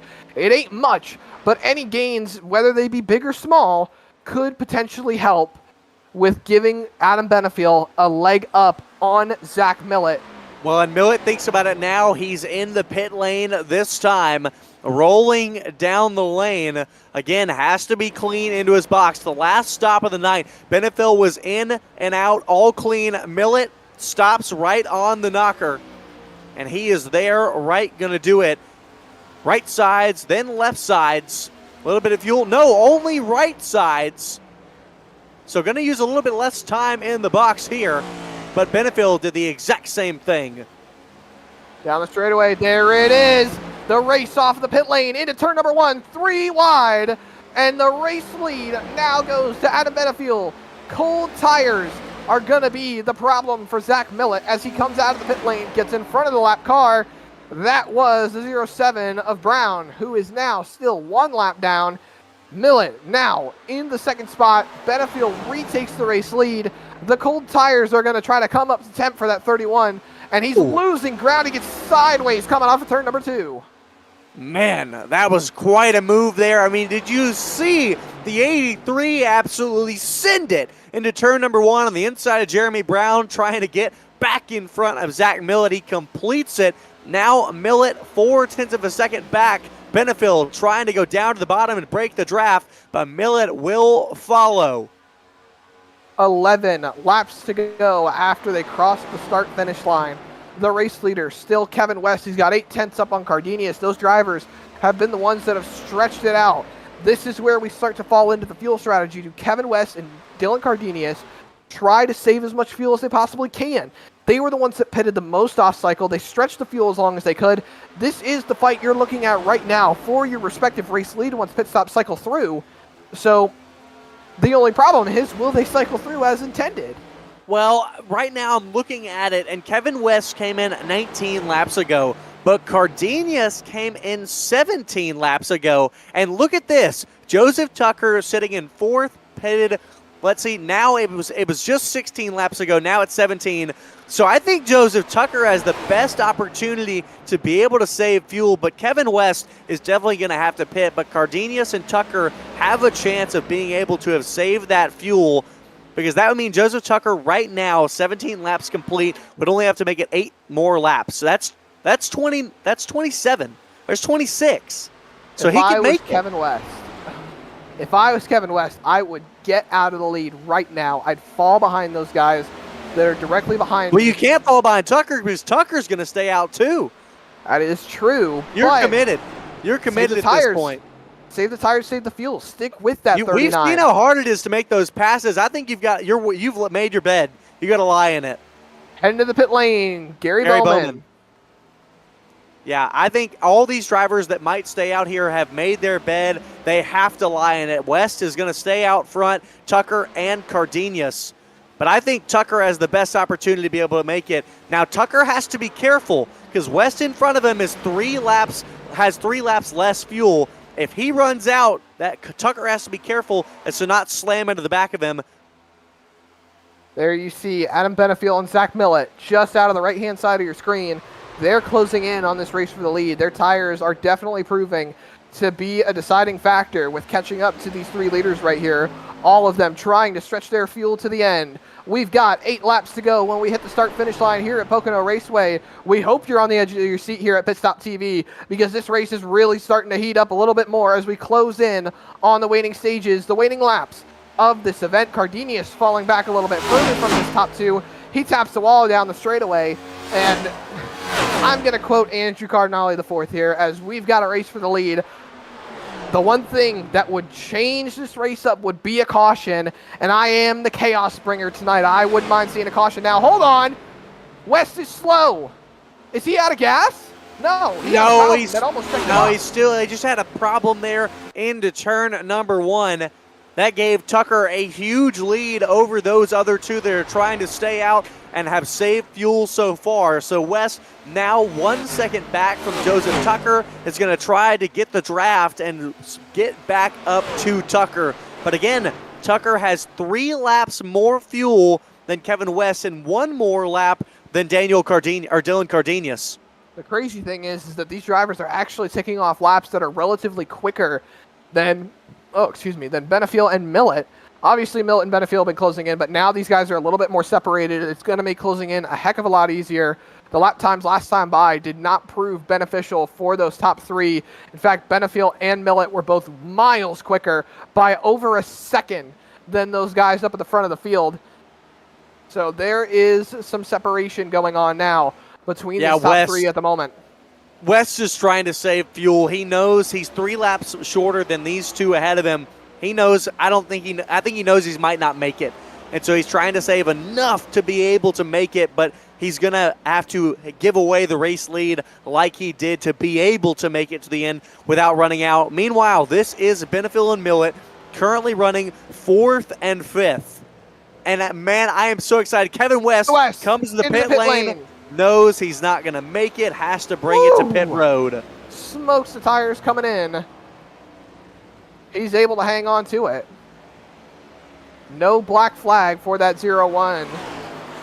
So Kevin West has a clean entry into the pit lane. That's another spot up for Benefiel and Millett. But now there is no drafting help for any of these front 2 cars. Yeah, no drafting help. Meanwhile, Benefiel and Millett continue to close in, drafting with each other, being able to close on Dylan Cardenius. The gap now 0.4 of a second, now down to 3, about to be under 2. Now it's under 2 as they head into turn number 3. So Millett and Benefiel working together here to try to get back to the lead past Daniel Cardenius. But let's not forget, Joseph Tucker again. He can make it. I think it's going to be close by 1 lap. I'm not going to say for sure, as we see here a pass for second. Benefiel on the inside of Cardenius. Millett following through. Cardenius trying to battle on the outside. Knows he might not have enough. So that's Benefiel and Millett working their way through. Now it's Tucker. Tucker the only one ahead of them. Joseph Tucker trying to hang on. Can he make it, Zach? I don't know. Can he? This is going to I think he can. Do you think he can? Because I think he can. We're getting hyped up here with 5 laps to go. Coming to 4. He's trying to make it last. We're looking here on our onboard timing sheet. He's been out there for 22 laps. He's going to try to stretch it 4 more laps. The drafting help behind is proving to be difficult to fend off because he can't save forever. That's the problem. If they catch up to him, he's going to have to race. He's going to try to keep them behind I think he's racing now. He might be. He had to save it all earlier. It is go time. 4 laps to go. He's been on his look stick at this. for 23 laps. Millett trying to make a move on the inside of Benefiel. That's going to slow them down just a little. Joseph Tucker would love to see Benefiel and Millett go to battle. That would save him some time. He's just sitting in his mirror watching these guys close in on him. It's under a second between Benefiel and Tucker for the lead. Millet trying to find a way around Benefiel, potentially put himself in position to win this race should Tucker have to take it to the pit lane. That's the thing we're looking at right now. If Millet is in fact in position to win this race, he's going to have to find his way around Benefiel because now he's got the draft off of Joseph Tucker. That's going to make it harder for that 31 to find a way around the 83 as we've got 3 laps to go, this time by the flag stand. Half a second between Benefiel and Tucker. And best believe Joseph Tucker is going to block like his life depends on it. Millet makes a move to the inside here on the inside of Benefiel. They're going to battle side by side, and this is going to help Joseph Tucker. This is exactly what he wants to see in his rear mirror. He doesn't know who to pull down the straightaway, who he wants to give the advantage to, because either one of them could have a good run through turn number 2. You want to keep them side by side. You want to they're making contact for the second spot. They know that Tucker is going to have to run out of gas. They can't wait any longer. It is go time for Adam Benefiel and Zach Millet. Millet painting that yellow line. He's slideways coming through turn number 3. It's popsicle sticks in the air for Joseph Tucker. 2 laps to go. This is picture perfect for Tucker. This is exactly what he needed. If we saw Benefiel and Millet continue to work together, they would absolutely catch him. But now, still continuing to battle side by side, Millet throws it into turn number 1, back to second. But he still has to pass Tucker, and Benefiel has a run out of turn number 1. Will he take it back to the inside or stay here in line? They're looking, they're blocking. Benefiel to the inside. Now, Joseph Tucker has lost that entire gap, but the fight still continues for the second spot. They truly think that Tucker is not going to be able to make it on gas. Back single file. Millet hangs on. He blocks Benefiel. They're going to stay single file going into turn number 3. Millet with the charge. They're trying all they can to catch Joseph Tucker. And as they roll off of turn number 3, there's no turn 4 here. White flags in the air presented by Whiplash SimCam on the bumper. Zach Millet as they cross the start-finish line. Joseph Tucker will battle here into turn number 1, try to play defense, but no, leaves the door open for Millet. Tucker sideways, makes it stick. Millet back to the lead. Benefiel follows through. Huge mistake by Tucker, didn't close off the bottom line, opened the door for Zach Millet, but meanwhile, Benefiel, huge run down into turn number 2, big block by Millet.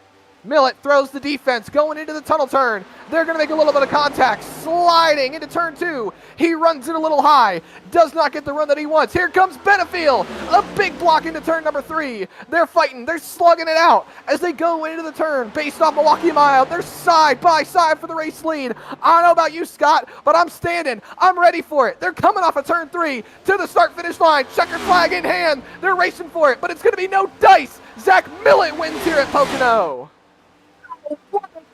To the finish. That was beautiful. That was picture perfect. Zach Millet had the race on wrap the entire time. He had to fight for it as much as he could to get by Joseph Tucker at the end. And after all is said and done, your race winner is going to be Zach Millet. Benefiel comes home a close second, and Tucker, they're going to give a little celebratory tap to each other. No hard feelings between the two. What a race.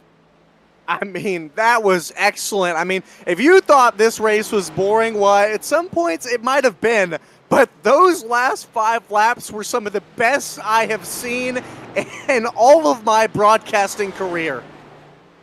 You know as well as I do that the fans just want to see cinema, and that was absolute cinema for a race win by Zach Millet. We're going to have our top 3 here to interview relatively soon. But the celebration for Zach Millet, 5 wins on the season for that driver. He is absolutely pointing himself picture perfect for his playoff run. I mean, that was beautiful. Zach Millet gets his 5th win here in the SimWrap Market Series season number 2. He's already 702 points above the cut line. He is going to advance that again here tonight. One of your championship favorites coming home second is your other championship favorite, Benefiel, and then up in third, Joseph Tucker. Couldn't quite get it done into the last lap. He did all he could. He tried to fight for it as much as he possibly could, but at the end of the day, Zach Millet, he leads the most laps, I'm pretty sure. He had a lot of great runs overall tonight, and just absolutely beautiful. The fact that Joseph Tucker lasted 26 laps, he lasted just about the expected fuel run, so he had the ability to do it. It's the tires. Well, and that he Cardenas didn't made have. it. Cardenas did made it. He make it. came up in fourth, 27 laps. So that, I mean, I bet Cardenas ran out of fuel right as they hit the line. What a run for these drivers. They have done an absolute stand-up job to keep them all in contention. But when all is said and done, once again, it is Zach Millett who brings home the trophy tonight. We currently wait on our top three to join us in the broadcast booth. They have had one heck of a race overall, and as we look at our race results, Zach Millett comes home with the checkered flag. Adam Benefield comes home just a little bit shy of that race win. He ended up second by just under a tenth of a second. Joseph Tucker made the fuel and tires last. He brings it home in the third spot. Dylan Cardenas brings it home fourth. Daniel Wiles, he started on pole. He ends the night fifth overall. A great run for that 88 car. Dalton Tucker, Michael Moultrie, Zach Lindgren, they all bring it home after messing up their fuel strategy a little bit. I say messing up, but they really didn't. They just had a different strategy compared to those leaders, and they made it work to their own best of their ability. But a lot of these drivers, I think, needed a caution tonight to keep them in contention. And in Mendenhall brings it home ninth, and Kevin West is going to round out your top 10. Well, then back there in 11th, it'll be Alfie Sharon Jr. and Matthew Taylor, 11th and 12th. 13th and 14th was the 08 of Gary Bowman and Jared Bushon. Sean Bounty and Russell Black, 15th and 16th, were your last cars on the lead lap. Then it was Brian Reese, Jeremy Brown, 17th and 18th, rounding out your top 20 in the rest of your field. Edward Jurgen, Christian Light, and then in 21st and 22nd, Richard Lanning and Matthew Montgomery pulling out a little bit early of this race. They definitely did all they could. They ended up not being able to make it to the end, which is very unfortunate for those drivers. But we do have interviews on the docket for our race winner, Zach Millett. We're just waiting on him to join us here in the Pit Stop TV broadcast booth.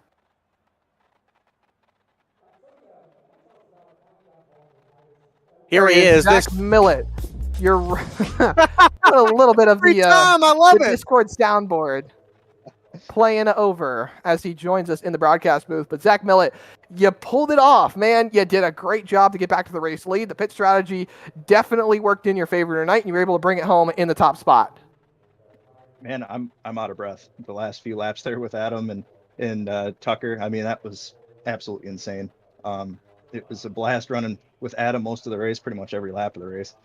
And yeah, like you said, I mean, it comes down to the pits, and it's so hard when they pit first. You know, I should have undercutted him, but he beat me to it because he's smart, damn it. And I didn't know if he took 4 or 2, so I kind of just rolled the dice, took 2, and yeah, we came out pretty much side by side. Well, you were still able to pull it off. I mean, the pit strategy still worked in your favor to be able to get it done. And we got to ask, was there any intent, any sort of argy-bargy elbows out trying to get by Joseph Tucker going into turn number 1? No, nothing on purpose. Tucker and I race each other all the time. I always give him crap. Back when we did a special race for Russell Black there back at Homestead, we kind of used each other up a little bit in that finish too. So. But yeah, I was just going to get to his inside and try to be tight on him because I didn't know if Adam was going to dive down low on me. And I think Tucker and I just both wanted to dive in at the same time. So it's, shows how good he is, Tucker, that he could, handle that and catch it and keep the momentum rolling. And yeah, the rest of that lap was absolutely scary. It's just elbows out with me and Adam, and it was a blast. Well, your winning ways are no secret here on Pit Stop TV. You've been around for a little while, especially in the Noble Racing League, the Trans-Am Series. When they took the late models and ran them on the road courses, you were winning in there too, and you're winning here now. I mean, this is going to be your 5th win on the season. Almost half of the races that we've run here on Pit Stop TV for the Simrap Market Series have had your name at the top of the results sheet. I mean, do you think this gives you a lot of confidence rolling into the playoffs here? Not even a race left to go before you start your championship run. Yeah, it was really the big goal to do the best I could in the regular season. And it's been a great season. Everything's been very lucky. It's been a lot of great races, and yeah, how playoffs are, everything resets. And Adam skipped the first 2 races and he's still right there. So that just kind of shows you how fast he is and has been all season. So it's it's going to be a reset, and we're going to see how it stacks up. But I'm feeling really good going into playoffs. I feel like we've got good pace just about everywhere so far, and I like the schedule. Shout out to No Limits Racing and SWM. I mean, Brandon Fronapple, the job those guys do, all the admins, putting this league together. Those guys are awesome. And I got to give a shout out to you guys on Pit Stop TV. Can't wait to go back and watch this. Whiplash Sim Cams, IBM Raceware, Team Conti, Butt Kicker, Extreme Graphics, Trackbar Media, RS Button Boxes, Apex Sim Racing. There's a lot of people that put this league on, man. It shows. Well, I'd have to think you're talking to Andrew a little bit too much if you know all those sponsors right off the cusp like that. Even Scott had to correct me a couple of times going through the broadcast. But congratulations once again on your race win, Zach. It was a pleasure talking to you. Looking forward going into Richmond. Congratulations again. Thanks, man. I wish I'd take credit. I'm not going to lie. I've got a dry race for it. I got to cheat. Yeah. Well, it looks like he's going to be winning again next week. Call it now. Zach Millett, your race winner here at Pocono. And what an absolute stand-up job Zach Millett did here tonight. And Scott, we have got our second place finisher, Adam Benefiel, waiting on standby. Yeah, Adam Benefiel, I mean, he is right here. He was right there at the end. I mean, oh my gosh, what a last 5 laps it was. Adam, we got a lot to talk about here because that was crazy. First of all, let's take it back to the last pit stop of the night. You pit a little bit earlier than most people might have imagined. You take 2 tires. What was the call to take 2? I know it was a short pit, but did you know if everyone else is going to take 2 or if Millett was going to take 2 as well? Well, normally, I got the broadcast pulled up during the race and I listened to it, but oh yeah, you told me that last week. yeah, but tonight I remembered that Zach streams during the race, so I pulled up his stream and was kind of listening to it, and which was convenient because it also had the broadcast playing in the background as well. So I kind of heard him talking about 2 tires, and it threw the idea into my mind. And I had Hastings and Brendan Hastings and Dustin Hall on the bots for me. So we kind of talked it over and came up with a little strategy, and was trying to bait Zach into passing so I could kind of throw him off guard, hoping he wasn't paying attention. But that didn't work. So I just kind of tried to arc 3 real big and come out real shallow and try to throw him off that way. And it kind of worked, kind of didn't. I mean, I kind of had to shoot a gap that probably wasn't very smart as he was coming off pit lane. It was close. Yeah, I had to take the opportunities. So we shot the gap and was able to hold off. But it was, I mean, I kept playing with brake bias throughout that last run right there, and trying to pack dirty air on his nose, and I was pulling out every trick I had, really. And for some reason, I guess with the low fuel and the track temp dropping, what it seemed like, it was, the car just kept getting tighter and tighter and tighter. So I was doing everything I could. But yeah, there at the end, it was just wild. There's like all of a sudden the last 3 laps, I couldn't turn, and I had to start parking it in the center to point it down the hill to get it to turn. And then that last, I don't even know what the hell happened. Last lap. Let's talk about that last lap. I mean, that was one of the watching YouTube battle all season long since y'all have been here. I mean, it has been amazing, and to watch y'all, this last lap was the best battle I have ever seen with y'all before. Coming out of turn 3, made contact. What did you think you could do into turn 3 there? Last shot. I thought about pulling a slider, but I was like, no, like I'm not really gonna do that. I mean, with Zach, it's hard racing. We lean on one another, but it's that I feel like both of us have that trust factor. Y'all definitely do. So it's like, we can race each other extremely close and be comfortable doing it, and know that if there's a mistake, it was nothing intentional. I mean, we're both laughing, during the whole thing. I mean, that's kind of how I've come to realize that both of us have noticed that's how we like to race. And there's very few people you can do that with, that you don't know that you ain't grown up with your whole life racing in real life. So he's one of those guys that I feel like I can really race really hard and really close Yeah. and have a good time. But yeah, I thought about trying to pull a slider, but I couldn't. Then I was trying to feed a little door, but then about the time I was getting ready to give him a little bit of door, I started getting loose, and I was just like, man, he got me on this one. Yeah. Well, and it was an epic battle. Adam, I know you won a little bit more, but it's always a pleasure to watch you and Zach Millett go out there and battle. Congratulations on the second place finish. One more race to close out this regular season. Yeah, we're gonna try to go out on top. I know Zach's already wrote me off, said that Millet's gonna win next week, so I appreciate that one, Zach. But hopefully we can come in and prove the booth Zach wrong. But no, I'm looking forward to Richmond. It's a fun track. It's going to create a pretty good race, I feel like. And Michael Conti, he's been putting out some bangers for this league. So Oh, yeah. it's fun. The sets are so much fun to drive, and you know it produces great racing. I mean, we showed it just about every single race this year. But yeah, appreciate them. Appreciate, like I said, Brandon and I don't call him Brandon, Hastings and Dustin for up on the box helping me tonight. Everybody at Team Conti, Pit Stop TV, No Limits Racing, Brandon Dalton, all the admins are doing a hell of a job. I look forward to racing on Wednesday nights, which is when you've been doing it as long as I have, it's kind of hard to do. You kind of lose that fire, and this is a league that I actually absolutely enjoy coming to race. So yeah, we'll Well, see you next week. I'm glad to hear it, and we'll see you next week, Adam. All right, brother. That was Adam Benefiel in the number 83, coming home second again on a great fight in the last lap. And Zach Mertez has caught up with Joseph Tucker, tried to stay out on a late race fuel strategy, couldn't quite make it on the last lap. That he could not. He tried to do everything he could, but Joseph Tucker ends up coming home in the third spot when all is said and done. You made the fuel and the tires last, and absolute congratulations, because Scott and I were sitting here thinking that you weren't going to be able to do it. We figured you were going to be able to make it stretch at the end. He was going to be able to do it. Just there at the end, you're able to stretch it out. Joseph, you got to tell us what was going through your head about actually making this fuel strategy work. You know, me and my spotter were talking the entire run, and I was actually going to think I was not making it the final 10 laps because I was trying to clutch it into the tunnel. I was staying in fifth behind Dylan when we were together, and I thought we weren't ever going to make it when I had to start shifting.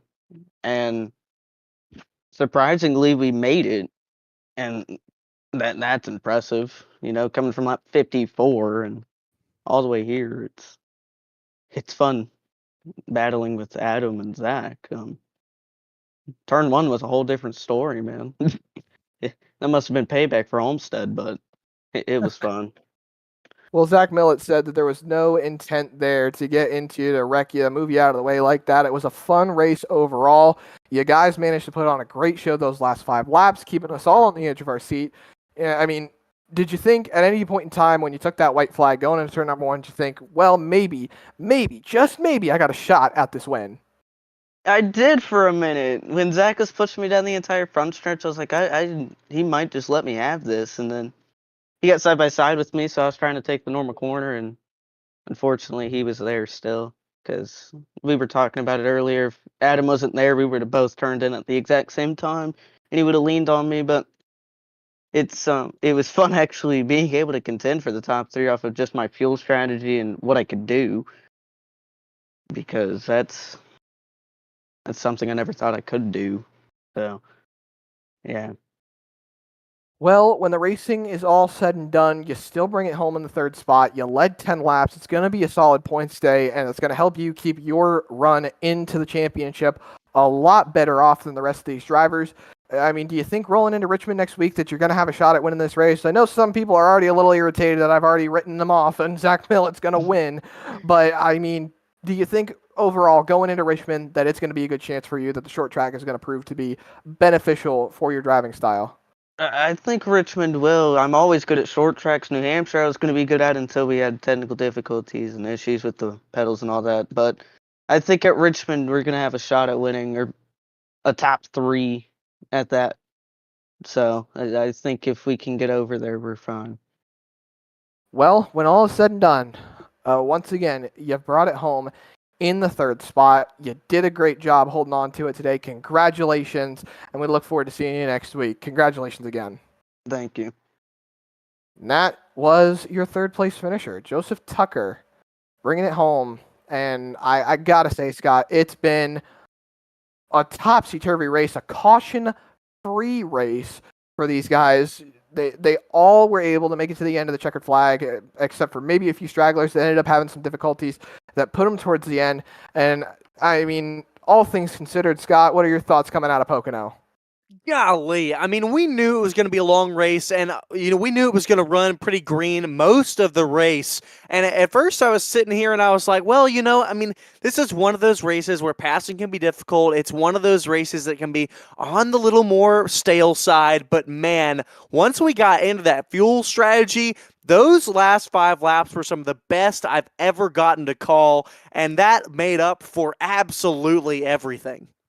Absolutely, it did. And obviously, got to thank all the partners here that make this SimRat Market Series possible. SimRatMarket.com, Apex SimLab, IMB, IMB Raceware, Moser Racing, RS Button Boxes, Team Conti, Luke's Playhouse, Trek Bar Media, The Butt Kicker, Extreme Graphics, and Cyber Edge Hosting that keep all of this racing absolutely moving forward. And, the racing that we saw tonight was outstanding, to say the least. Honestly, had a lot of long green flag runs. A lot of people want barn burner races when it comes to race cars, and being at tracks like Pocono, you can't expect a huge barn burner of a race, but those last 5 laps certainly made it one.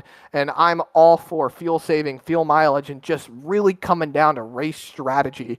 So all in all, can't wait for the next one. Absolutely amazing job to these guys tonight. Looking forward, though, here at Pit Stop TV. Coming up on the race schedule, we've got more short track racing coming up Thursday night, tomorrow, January 23rd. I'll be back in the booth alongside our main time lead broadcaster, Andrew Cardinale IV. He was not here tonight. He was celebrating his son's birthday, his 2nd birthday. Gotta say a shout out to Andrew. Congratulations for having a great time today, and hopefully you, your family, and your son had an absolutely amazing birthday. Thank you, Scott, for being alongside. There's so many other great races coming up. BRB Butt Kicker Cup Series coming up next Tuesday night, and then back here on Wednesday night for Richmond Raceway with the SimRat Market Series. Brad, thank you also for the production tonight. You did an absolute stand-up job. Not to mention, before we cut out of here, I almost forgot, because I do this every single night that I am on broadcast with Andrew. Plenty of places to follow along here at Pit Stop TV. All the social media links. You got pitstoptv.com, facebook.com/pitstoptv, instagram.com/pit_stop_TV, twitch.tv/pit_stop_TV, youtube.com/pitstoptv1, and x.com/pitstoptv_. You got the partners engraved into your brain, Scott. I got the social medias engraved into my brain because I do it all the time, buddy. Oh, man. Yeah. But as we roll out of Pocono Raceway, we thank you for tuning in here at Pit Stop TV. It's been an absolute pleasure broadcasting for all of you. Hopefully you can tune in to all the great stuff that we have here for the credits on the bottom, for all the partners that make it happen at Pit Stop TV. And until the next race tomorrow for the SimRat Market Series, the oh my goodness, the Sarah Pierce Fleet Super Series. I see why Andrew gets so tongue-tied with that. Tune in tomorrow for that. Thursday night, short track racing, mystery night. Andrew and I are back in the booth. We'll see you then.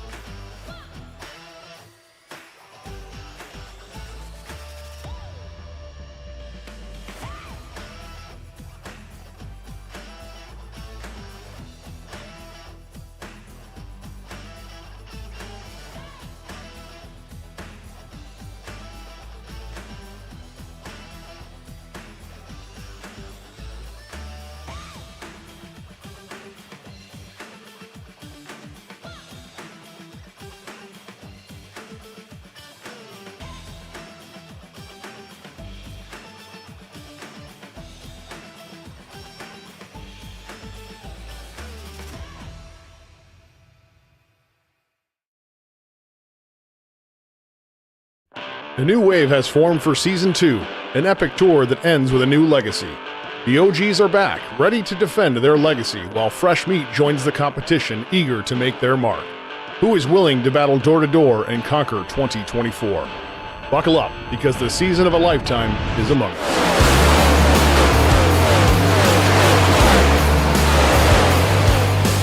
Here we go. Who's going to get the better restart? Steve, look at all this action as we come on lap 100.